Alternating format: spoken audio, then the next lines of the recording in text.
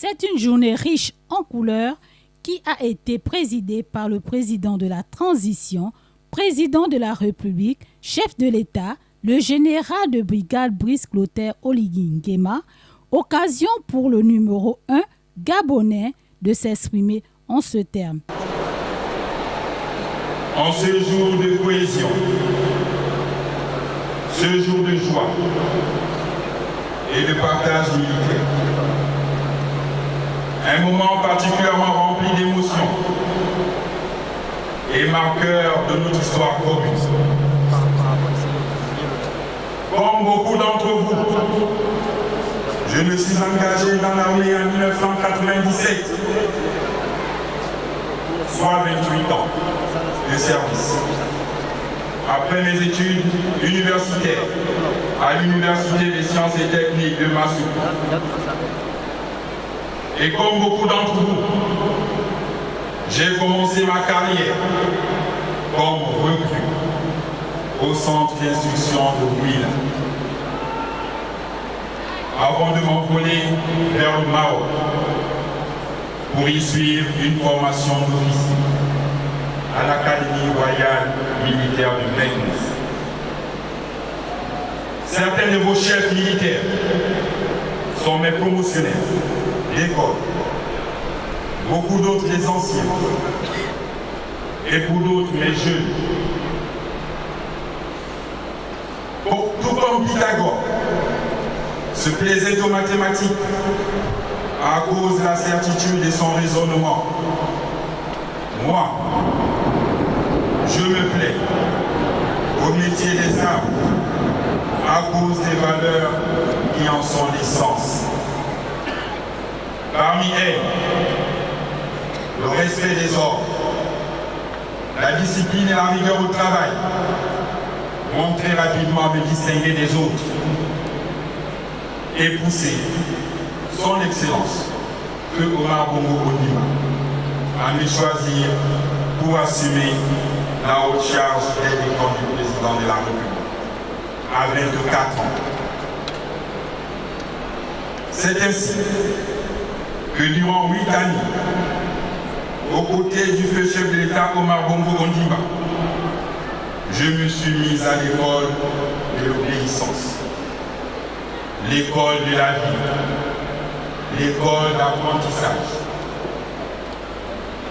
Comme je le dis toujours, la force du système militaire repose dans la discipline et l'obéissance. Avant de commander, il faut apprendre à obéir. Le soldat incapable d'obéir n'est pas digne de commander demain.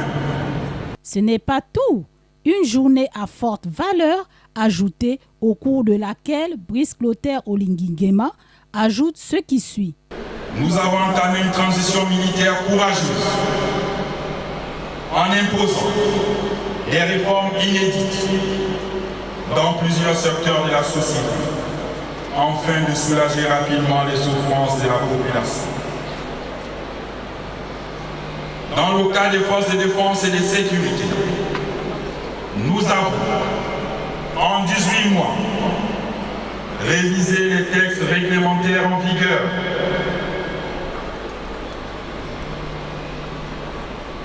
réhabilité et construit des infrastructures de vie et de travail pour près de 3,5 milliards de francs CFA. Procéder à la dotation de plus de 300 vecteurs terrestres, aériens et navals. Renouveler les effets d'aviron.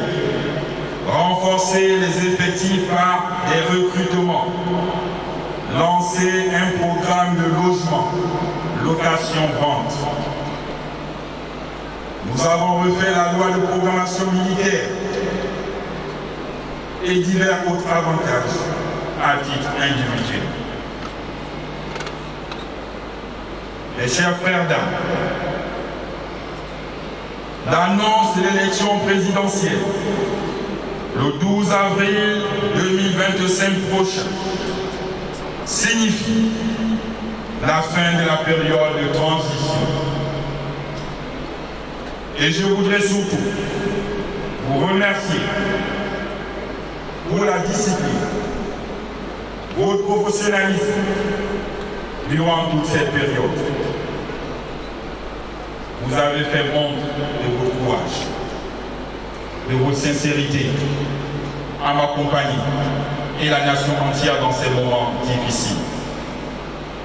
Je vous en félicite et je vous dis merci. Ici, outre l'apothéose qui a prévalu les manifestations sportives avec les sports collectifs et les sauts en parachute, c'est une liesse populaire qui a prévalu, d'où la satisfaction des forces de sécurité et de défense.